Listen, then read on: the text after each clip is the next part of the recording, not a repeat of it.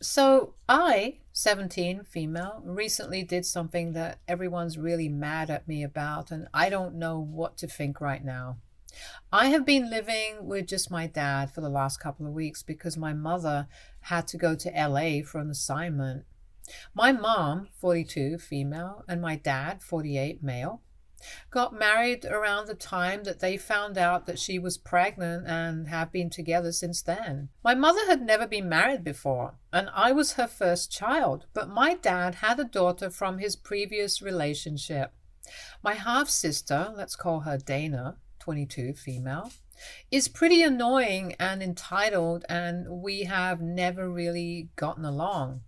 My dad never married her mother, and they had only been together for about a year when her mother found out that she was pregnant. They had always been thinking about breaking up when Dana's mother found out about the pregnancy. However, they tried to make things work when it was found out that she was pregnant. Unfortunately, that relationship did not last long, and they ended up breaking up shortly after Dana was born. They did work out a co parenting agreement, and Dana would spend her weeks traveling between parents' houses. About 3 years after Dana was born, my dad met my mother at a conference and asked her out. They started dating, and after 2 years, they got married and had me. My father continued to raise Dana, and my mother didn't have a problem with that.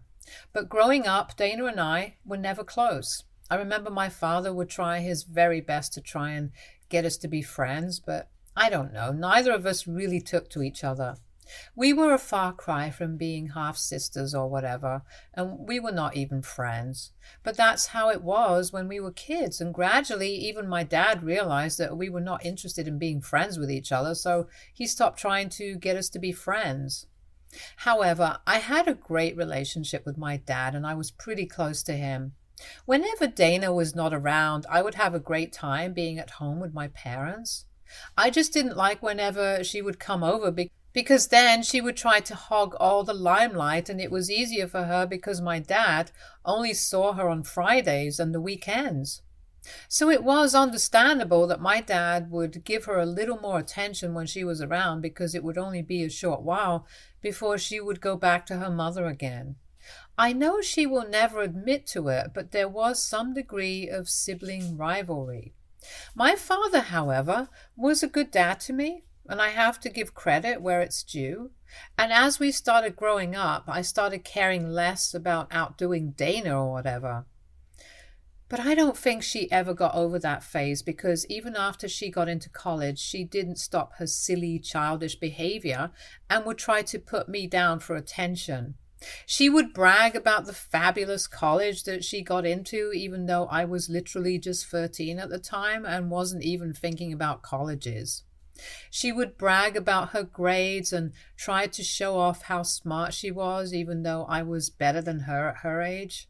She would also brag about how much fun she was having at college every time she would come back home for the holidays. I thought it was really weird and unnecessary, and would sometimes make fun of her right to her face, which would really annoy her, and we would end up getting into subtle passive-aggressive catfights. That all came to an end a couple of years ago, though, after her mom's passing away. I think it was a week before she graduated when we got the news that Dana's mother had passed away from a sudden heart attack. It was a really sad event because she was not even 50 at the time and she was just really young. Unfortunately, she had a really stressful lifestyle, and the doctor said that she had been told repeatedly that she needed to get regular checkups, but she did nothing to change things. It was a huge shock for the family because nobody even knew that she had been suffering for so long.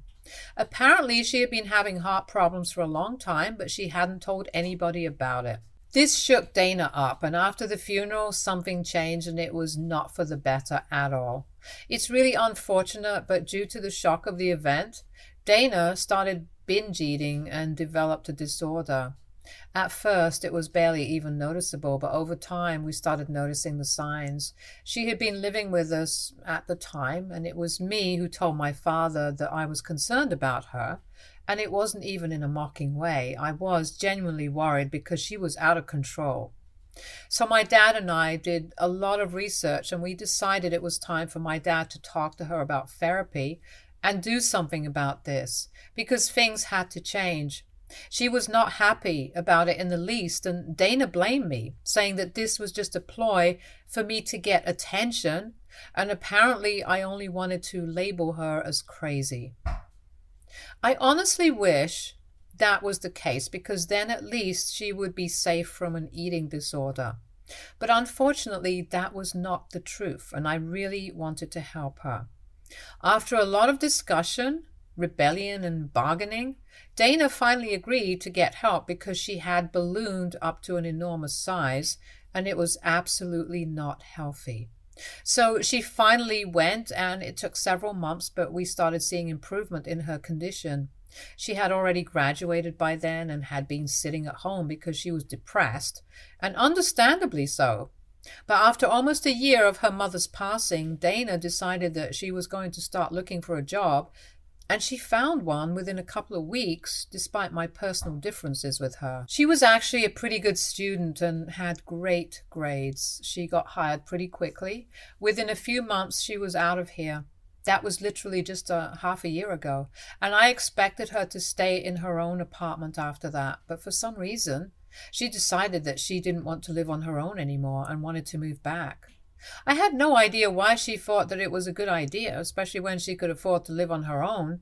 But she's unpredictable, and my dad had started coddling her ever since her mother passed away, so he said yes, without thinking twice. Unfortunately, my parents and I had also moved out of our old house a couple of weeks ago and moved into a new house that we had bought because we didn't want to pay rent anymore and wanted something of our own. We hadn't even fully finished unpacking yet, but my mother had a huge work opportunity in LA and she had to go. She left within the first week, and my dad and I did all the unpacking.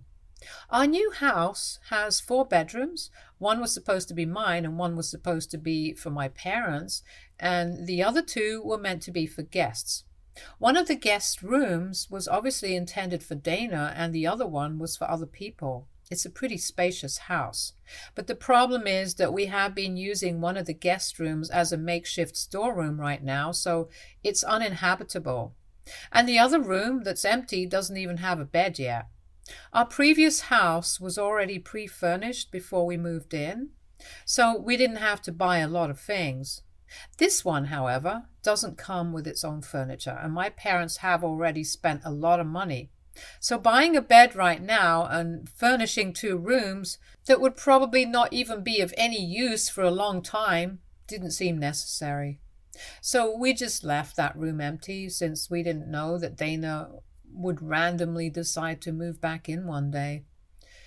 But yeah, that happened 2 weeks ago. My father just told me that she would be moving in with us, and I was expected to share my room with her because the other 2 rooms were uninhabitable.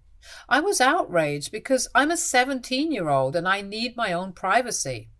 I also didn't want to share my room with Dana because I found her annoying, and I never had liked her and never would like her. I fought with my father a lot and even tried to get my mother to interfere. But she just told me that she was busy with work, and this was really petty of me since apparently the poor girl had just recently lost her mother and was trying to get back on her feet, so I should be there for her instead of rejecting her. My dad also had similar opinions on this and said that it was my moral duty to make Dana feel as welcome as I could instead of acting like a brat. I personally didn't think I was acting like a brat at all, and I honestly felt like this was Dana being entitled. I mean, honestly, she was working and earning her own money, so there was no reason that she couldn't live on her own. At least until the other room was furnished, or maybe she could just buy the bed herself and move into the other room. But apparently she just wanted to move back here because she was lonely and also because she was saving up to quit her job and start something of her own small business for all ages right now. I even suggested that she sleep on the couch or something, but she wasn't on board with it because she said that it would hurt her back. And she already had a lot of issues with her back from when she was struggling with her weight, so that was not happening. And so I was told that I would have to share my room with Dana, and there was no way out of this. The saddest part of this was that I had to sleep on the floor in my own room, and I could tell that Dana was really enjoying this experience. She moved in 1.5 weeks ago, and it has been a nightmare for me since then. Not only is she literally the most annoying person to live with, but she's also a total slob, and I can't deal with that. She is constantly talking to people on the phone as loudly as she can, and it's really disturbing when I'm trying to study. So I have to finish all my homework before she comes back home, and I don't even get to rest when I come back from school because I only have a couple of hours before she comes back. She also made a mess of my room pretty much on the day that she moved in with me, and it was horrible. No matter how much I clean up, it's always the very next day.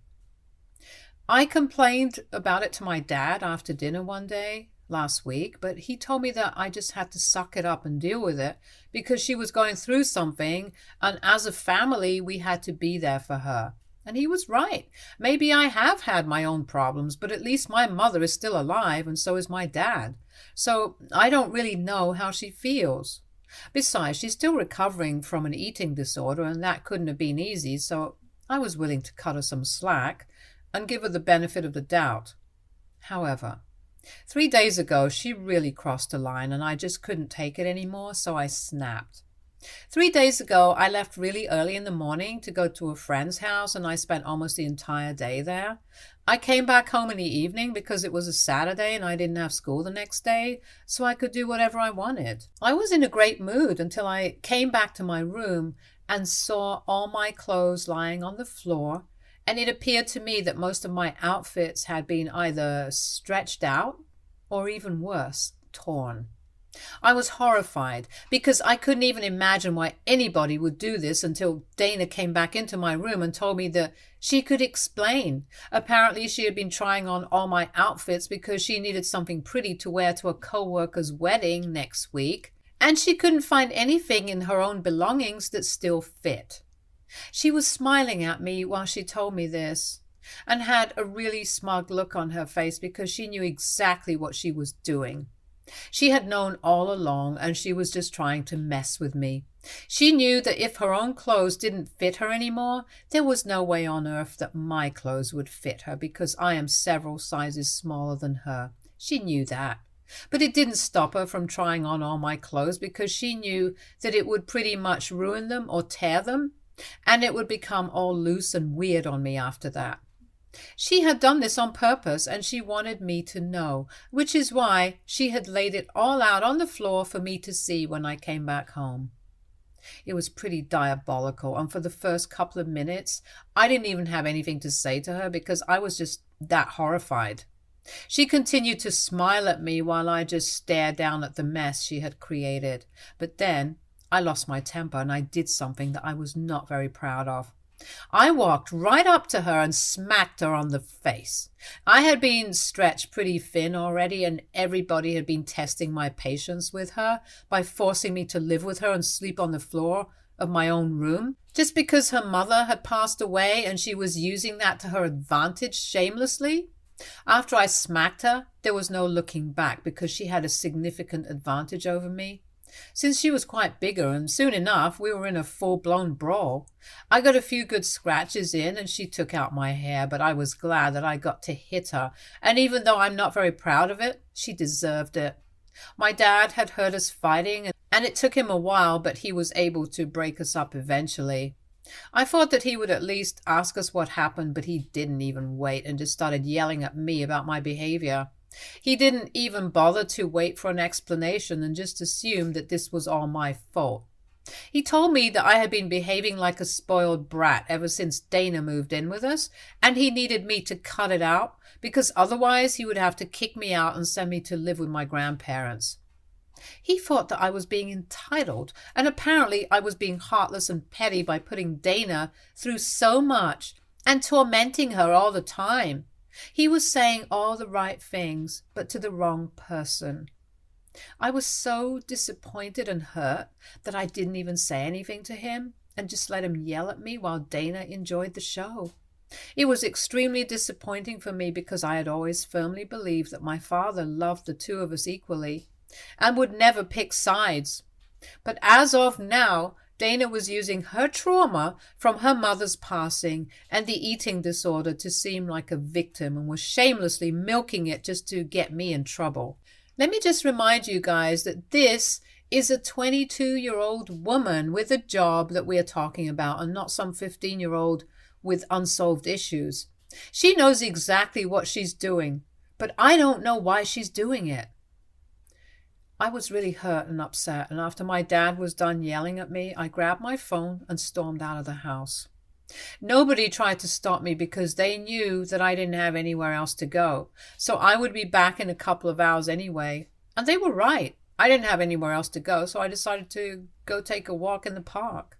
I was fuming, and even walking wasn't helping me cool down. So in the heat of the moment, I opened social media and decided to make a post about my dad and Dana. As soon as I started typing, the words started flowing out because I was really very upset about all of this, and I didn't have to think much about what I wanted to say. I told everybody in the post about how my dad had been behaving and how my mother also seemed to be on his side because they believed that Dana was some long-suffering figure and deserved our sympathy. But the truth was that she was only using her mother's demise as a cover-up for her own terrible behavior, and it was disgusting, but it was exactly what she was doing. She was just so good at it that people were finding it hard to deduce that she was actually just putting on an act to show people how upset she was, and then she could get away with anything she wanted to do. And for some reason, she was using our parents' sympathy for her to make my life a living nightmare. I don't know why she was doing it, but I did know that it was working. And I couldn't take it anymore because it was downright torture for me now. After typing it all out, I posted it and then decided to walk it off. I think I must have been walking for about 2 hours and my phone has switched off, so I had no idea about what was going on behind the scenes. After I was done walking, I started heading back home to face the music. I knew that I was going to get yelled at for the post, but I didn't anticipate that my dad would threaten to kick me out. The second I walked into the house, my dad and Dana started screaming at me about where I had been and demanded an explanation for what I had just posted.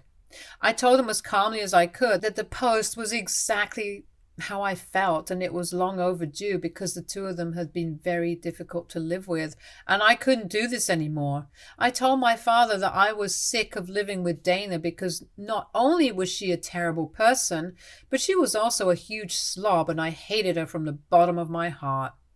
At that point, Dana started crying crocodile tears, probably just to get me in more trouble, and it worked. My father started yelling at me like crazy and said that I owed her a huge apology, and it had to be a public one, just like my post had been. He said that he was ashamed of me and that he had expected so much better from me. When I told him that I was not going to apologize to anybody, he told me I could either apologize or get the heck out of his house. Apparently, he was not going to tolerate this kind of behavior, and I needed to realize that there would be consequences to my actions and I couldn't just get away with everything that I wanted to do. It was even more infuriating because once again, he was saying these things to the wrong person and Dana was the one who needed to hear it. So in a fit of rage, I told him that the house didn't even belong to him and it was actually Mom's house, so he had no right to kick me out anyway. Now, I wasn't supposed to say that because I had found out accidentally. I was going through my mother's belongings in the first few days after we had moved into the house, and at first to try and search for something that actually belonged to me. I thought that it must have gotten mixed up and was going through my mom's stuff when I found a deed to our house and it only had my mom's name on it. I thought that it was pretty suspicious, but I never brought it up with anyone because I didn't think it was my business. As long as I was getting to live in this house, I didn't really care, and I also thought that they must have talked about it and discussed these things, so I had no need to poke my nose where it didn't belong. But it just slipped out while I was fighting with my dad, and he seemed taken aback. He tried to deny it at first and said that I was lying, but I told him to go check out the deed for himself if he didn't believe me. It was under lock and key in his bedroom, and he could have checked it out whenever he wanted to, but he hadn't because he trusted my mother with the paperwork and it just didn't seem necessary at the time or even later. But when I said that, he rushed to the bedroom immediately, and even Dana was shocked. So she stopped crying. And surely enough, a couple of minutes later, my dad came out of the bedroom and he was all red in the face because what I had said turned out to be true. He asked me how long I had known, and I told him that I had known about this from pretty much the day that we moved in. After that, he went back into his room and abandoned his fight with me because, of course, this was more important. Even Dana went back into our room, but I didn't feel comfortable going back into that room, so I decided to sleep on the couch. I didn't have any back problems, so I could sleep there pretty easily. It was still better than sleeping on the floor. But I didn't really get the chance to sleep because a couple of hours after I had revealed the big secret to my father, I received a call from my mother and she put me on blast immediately. She told me that I had no right to spill something like that without first speaking to her about it, and apparently I had ruined something pretty big now. My mother told me that the house had actually been a gift from her parents because she and my father recently celebrated their wedding anniversary and my grandpa wanted to do this for them. And all the money that my parents had spent on buying the house went into the retirement fund, and my mother had been planning to tell my father about all of this on their second honeymoon that they were about to take in a couple of months when she came back from her work assignment. She had been building up to the surprise for months now, and it was going to be huge because she was even planning on paying for their vacation to the Greek islands, all from the money that they had saved from the house. Unfortunately, I had ruined the surprise, and not only that, but I had to cause a huge fight between my parents because my dad believed that my mother should have just told him instead of trying to surprise him with this. So now she had to fly back home in the middle of a really busy week and try to fix her marriage because I opened my big mouth just because I was having some petty fight with my half-sister. She also said that she was really disappointed in me, and that was pretty much the last straw for me. It was an already sucky day, and it felt like everybody was against me at that point in time. It's been a couple of days since, and nobody's speaking to me. I even took down the post, but that hasn't changed anything, and I'm still being treated like a pariah in my own home. My dad doesn't even look at me anymore, and I haven't heard from my mother yet. But I know for a fact that she isn't happy about any of this, and I'll get to hear about it when she comes back to talk to my father. Until then, it's just going to be silent in this house, and I'll just have to deal with it because I guess it might be my fault. I have been thinking about everything for a really long time now since I have a lot of time on my hands to overthink everything. And I don't know, I just feel like I could have avoided a lot of this if I had dealt with things calmly instead of trying to get back at Dana. I don't regret the fact that I attacked her when I saw what she did to my clothes, even though it seems pretty insignificant now. But I do have some regrets about the post that I made because I shouldn't have dirty laundry like that.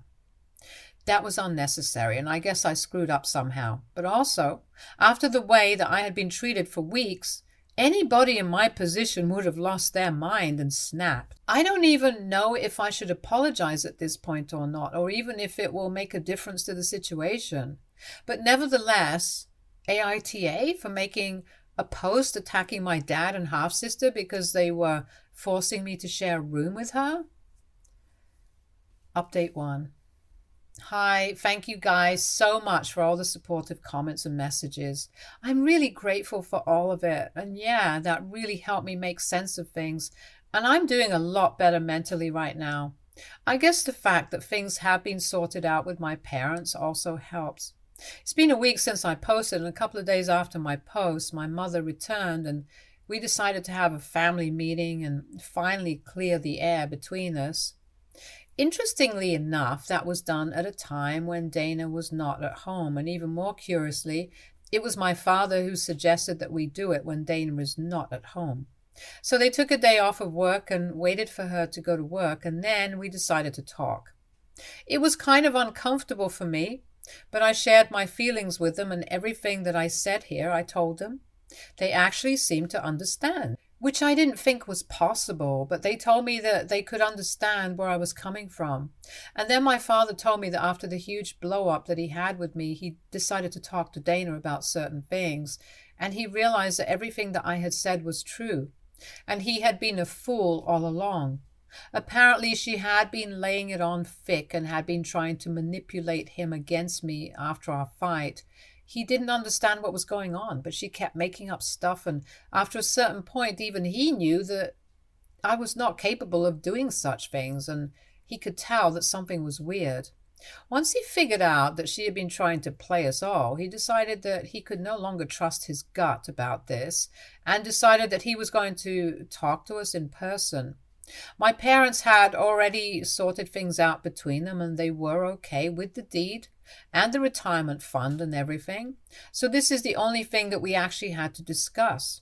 After some deliberation, my parents decided that it would be for the best if we told Dana to leave, because what she had done was unacceptable, and she actually had been milking her mother's demise for something so petty that it was distasteful.